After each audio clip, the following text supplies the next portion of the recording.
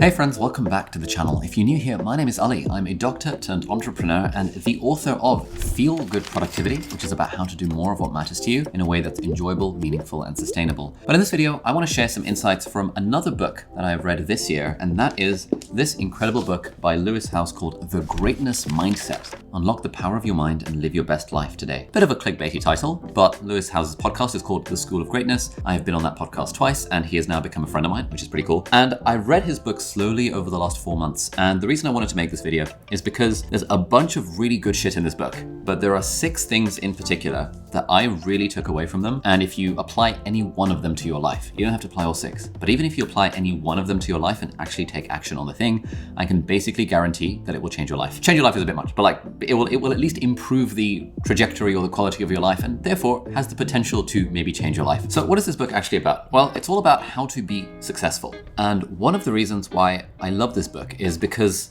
we all, in our own ways, want success. It's just that we all define success in different ways. And what I don't like about some books in the personal development genre is that they tell you a formula for what success means in terms of you should have lots of money and therefore success means growing your business, or you should have this kind of body and therefore success means progress in that direction. What I really like about this book is that it doesn't presuppose someone else's definition of success. In fact, the way he defines greatness is discovering your unique gifts and talents to pursue your meaningful mission and make the maximum positive impact on the people around you. Now, if you can do that, that's probably a life that's pretty successful, pretty well lived, and pretty great in this context. And yeah, that's one of the things I like about this book. It really encourages you to look within and recognize that within you is the definition of what success means to you, rather than someone else's definition. But at the same time, he does have a really solid framework for how to approach success and greatness given your own definition of it. Honestly, it's a pretty dense read. When I first read this, I thought I would just blitz through it because, I read personal development books for a living, and I've read all the books that are in this genre basically. And I was like, it's another self-help book. Great.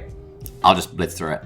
But I was not able to blitz through it because it's got too much stuff in it in a good way. It's got too many practical exercises that I felt compelled to actually do. It's easy to just sort of not do the thing and just read through the book and just I'm just reading. But you don't really get any value from a book if you read it and you don't actually do the things it's asking you to do. Because Lewis, this guy, he's interviewed over 1,500 successful people on his podcast and me. He's been doing this shit for 10 years. He used to be a professional athlete. He knows people who are rich, people who are famous, people who are successful in all walks of life. And what he's tried to do is distill all of the things that make people great or successful in these areas into a book. Anyway, the first one doesn't take that long to do, and that is figure out your GPA. And GPA stands for Greatness Performance Assessment. Yep, very clever, I know. Now, I've got a link in the video description where you can actually do this quiz if you want to, but I'm also going to put it up on screen. So as you're watching this video, you can mentally do this for yourself. And I would encourage you to actually do this because this will literally, as you're watching this video, just pause it at the different points, actually do this exercise because I guarantee it will at least help something in your life. Now, basically the idea here is that he split up life into 3 different categories, which I like, business and career, relationships, and wellness. And the idea is that for each of these statements that I'm about to say, you're going to give yourself a score from 1 to 10. 1 means I completely disagree with the statement, and 10 means I completely agree with the statement. And I'm going to give you 5 statements for each of these 3 categories, and I want you to genuinely think about what your score would be, and then add your score up and do the thing for each one, and I'll give you some time in the edit, and then you'll get your GPA score for each of these 3 categories, and I promise it will make a difference to your life like it did for mine. So let's start with business and career. Statement number 1. I am doing what I love and want to do professionally. Give it a rating. 1, completely disagree, or 10, completely agree. Number 2, I am earning the revenue or income I want based on my ability.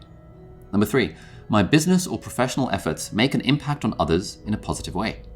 Number 4, I make steady, measurable progress towards achieving my business goals. And number 5, I have an intentional plan to grow professionally and financially for the next 3 years. And this is what my score looked like when I did this exercise. Then you add up your score, so you'll get a score out of 50, so mine would be 39. And then you divide by 5 to get your GPA. So for me, that is a 7.8 on the business and career front. But depending on what your answer is, and I would encourage you to please just think about an answer to this, pause the video and find a number for yourself.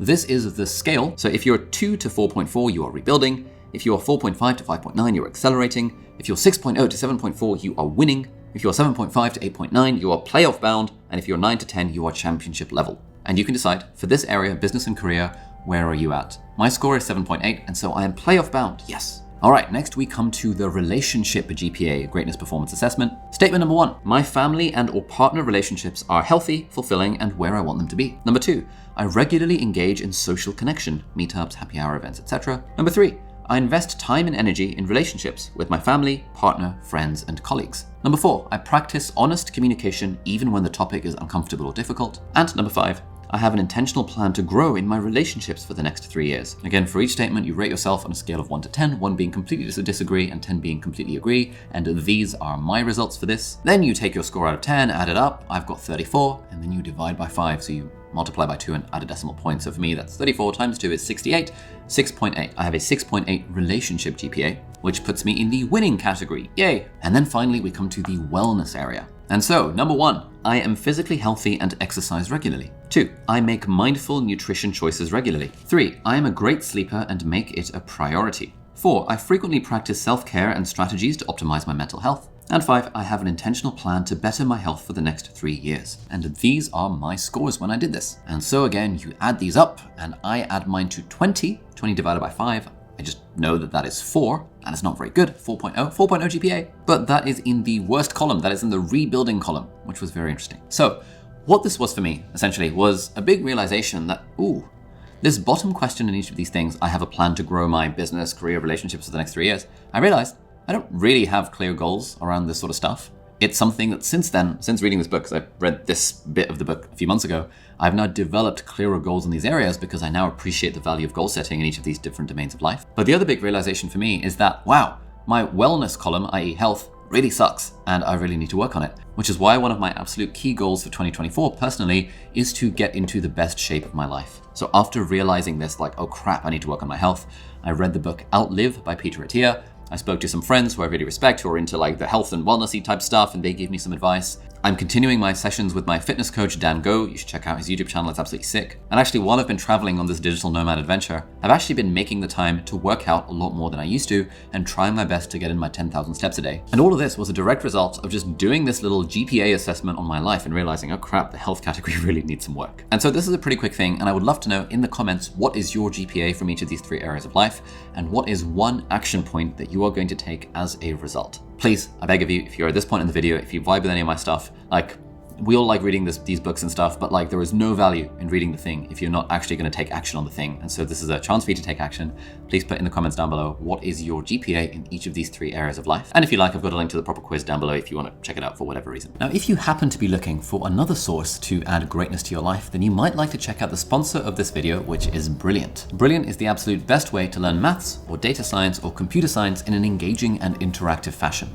I've been using Brilliant for the last 4 years now, and they've been a supporter of the channel for that long, so thank you, Brilliant. And it's a really fun learning platform. They have got thousands of lessons, all the way from basic to advanced topics, and they add new lessons in every single month. Recently, they've added a really good course about how large language models work, so you can understand the science and the tech behind things like ChatGPT, for example. Now, my personal favorite courses on Brilliant, as you might know if you've been following the channel for any length of time, are the computer science ones, because, as you might know, when I was initially applying to medical school, I was kind of torn between medical school and computer science, and I decided to go for medicine in the end, and I don't regret that. But there was always part of me that was like, I really want to understand the computer stuff. So Brilliant's courses on, the fundamentals of data and algorithms and Python have been super helpful in helping me understand a little bit more of the nuts and bolts of computer science, but in a way that's really engaging and not at all boring. And even if you're not like specifically interested in programming, they've got a really good course called Thinking in Code, which is great for helping you learn the principles of coding, but it sort of helps you apply them in a real world way and actually helps level up your thinking just generally. Whatever your skill level, Brilliant customizes the content that you get based on your skill level. And so you take a quick quiz when you sign up, and it sort of figures out what courses and lessons it would recommend for you based on your previous experience. And so if any of this sounds up your street, then you can head over to brilliant.org/Ali Abdaal, or you can hit the link in the video description. And that link will give you a totally free 30-day trial, so you can check out Brilliant and see if it vibes with you. And if you happen to be one of the first 200 people to hit the link in this video,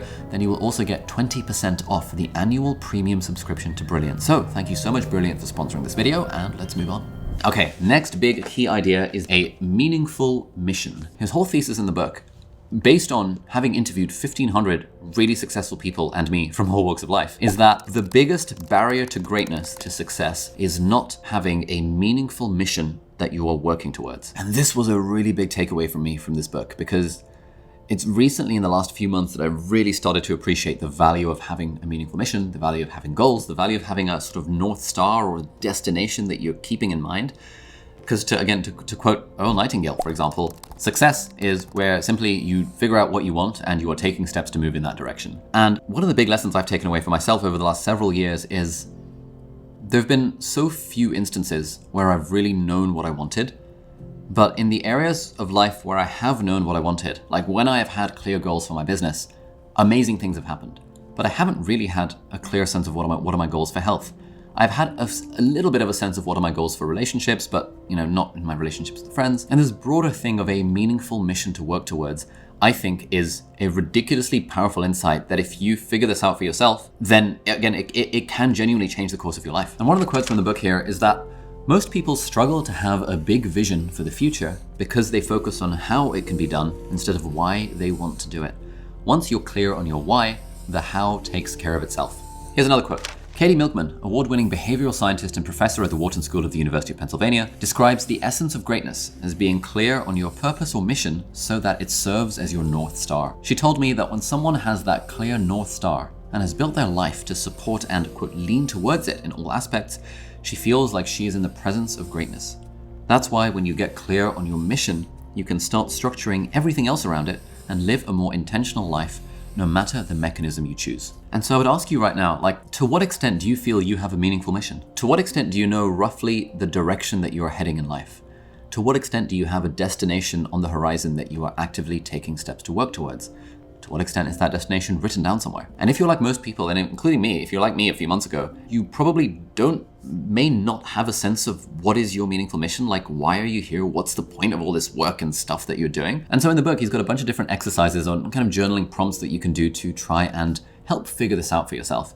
And one thing I would say is that it's not about once I have decided it's like, that's the thing and it's never going to change. I think a lot of people put too much weight on something like a meaningful mission. And it sounds a little bit like grandiose terminology. But the thing with setting goals and setting directions and setting a North Star is you can always change it, but it's much easier to steer a moving ship than a stationary ship.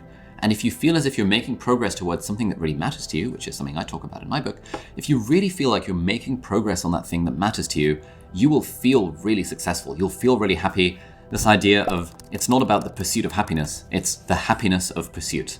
There is so much happiness in pursuing a thing that is meaningful to you, but that doesn't mean you have to be stuck with that forever. You can absolutely change your mind. And so here are some things you can think about to try and figure out what is your meaningful mission. Ask yourself, if money were no longer an issue, what would I do? What would light me up every day? Be careful that the choices that drive your mission aren't fueled solely by wanting more money, because it won't last. And there's this other framework that he talks about, the 3 Ps, which is kind of fun. It's passion, power, and problem. If you can think about these 3 Ps, they'll give you some kind of sense of what is your meaningful mission. So passion. Your meaningful mission starts where your heart is. And so here are some questions you might like to ask yourself. What lights you up? What makes you want to jump out of bed? If money were no object, what would you love to do? What would you do all day, every day, even if you didn't get paid to do it? What causes and experiences excite you? Next, we have power, which is in fact the second chapter of my book as well. It's called Power, which is basically about playing to your strengths. Generally, your meaningful mission will be something you're excited about, but also something that you feel you are good at.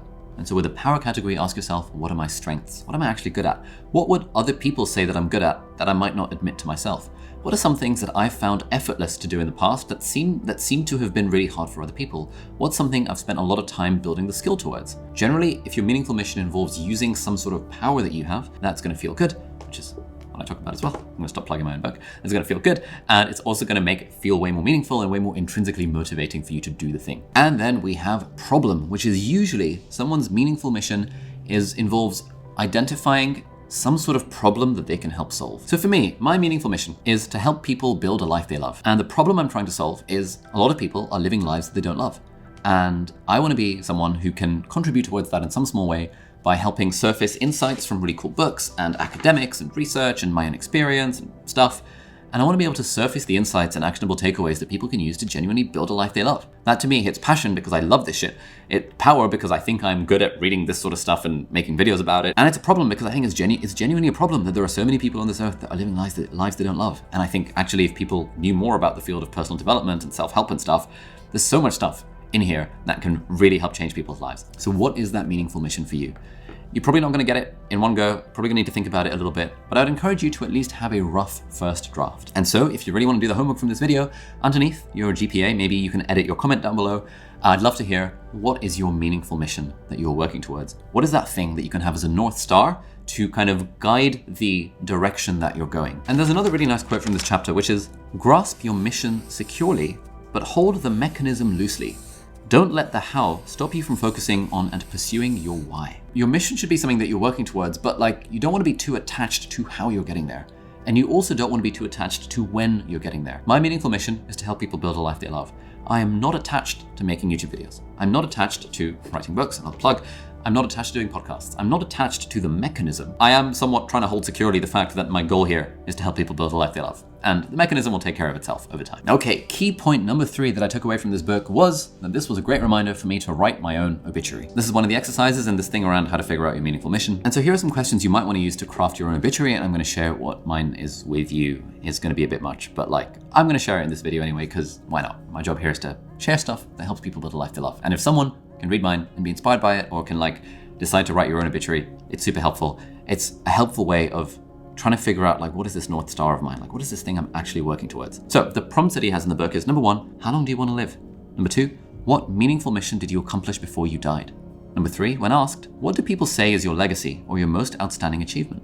Number 4, what do your loved ones say at your funeral? So we're going to write our own obituary, and I'm going to bring up mine, and I will tell you what I wrote after reading this in the book and deciding, you know what, I'm actually just going to do this. Ali Abdaal was one of the world's greatest teachers. He inspired and educated millions all around the world to build a life they truly love.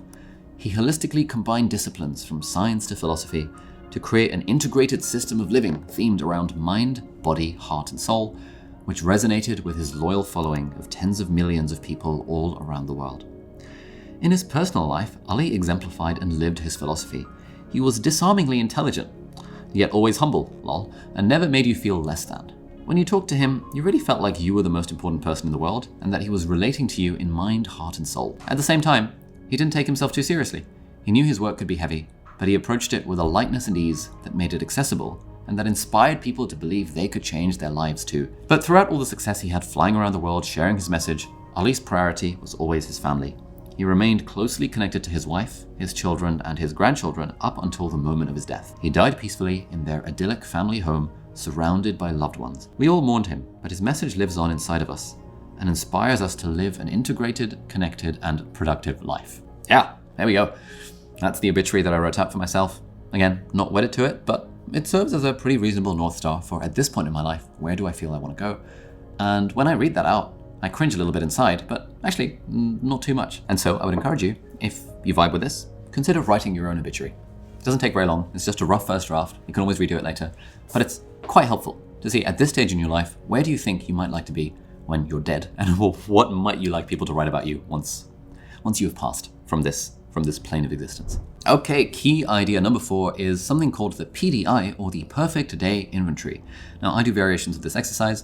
I do it as an ideal week, but basically what Lewis is advising us to do in the book, which is a good idea, is to craft your perfect day. In this exercise, your job is to map out what your perfect day looks like along the path to achieving your vision, i.e. your meaningful mission. We'll start at the macro level by asking ourselves a series of questions. How do you want every day to look? How do you want to feel every single day? What are you creating daily? Who are you with? What places are you exposing yourself to in a non-weird way? What passions are you fulfilling? And the idea is that you want to take out a blank piece of paper and you want to sort of write down, answers to these questions and figure out okay, what would my actual perfect day look like? And then you want to write out a very detailed itinerary of what that day looks like. What time do you wake up? What time do you go to sleep? What time are you working? What sort of work are you doing? When are you working out? When are you meditating? What time are you hanging out with loved ones? What is all of that kind of stuff going on? Now, I do this exercise quite a lot anyway, so I vibed with this thing because it's confirmation bias to what I already do. I like to do this, but extend it for a week to figure out what is my ideal week, because I don't really know what my ideal day looks like, but I know that every week I want to have 2 date nights and I want to see friends twice a week, but it might not all be on the same day. So, you can take it as a day, you can take it as a week, you can take it as whatever you want. And one of the things, as you'll probably gather from this video, is such a huge part of success or greatness or whatever you want to call it, is in figuring out what the hell do you actually want, because all of us want different things. And if you don't consciously decide what you want, then society will decide what you want, and other people will decide what you want, and you'll just end up living life just sort of drifting along and not actually vibing with what you authentically want for yourself, which is why all of these exercises and all of these prompts and all these things are designed to help us figure out the answer to that really hard question, which is what the hell do you actually want? Okay, skipping ahead, we now come to key idea number 5 that I very much vibed with, and that is fear of judgment. All right, so there's a few key ideas from this judgment section. One is a quote from Robin Sharma, which is, "A bad day for the ego is a good day for the soul." I vibe with this. This is good stuff. Another thing he talks about in this chapter, which I vibe with, is that we can move past, we all have this fear of judgment, right? We all have this fear that other people will laugh at us, or other people will ridicule us or think less of us. But one of the ways that you can move past the worry about what other people will think of you is by not focusing on the self and instead focusing on how you can serve other people.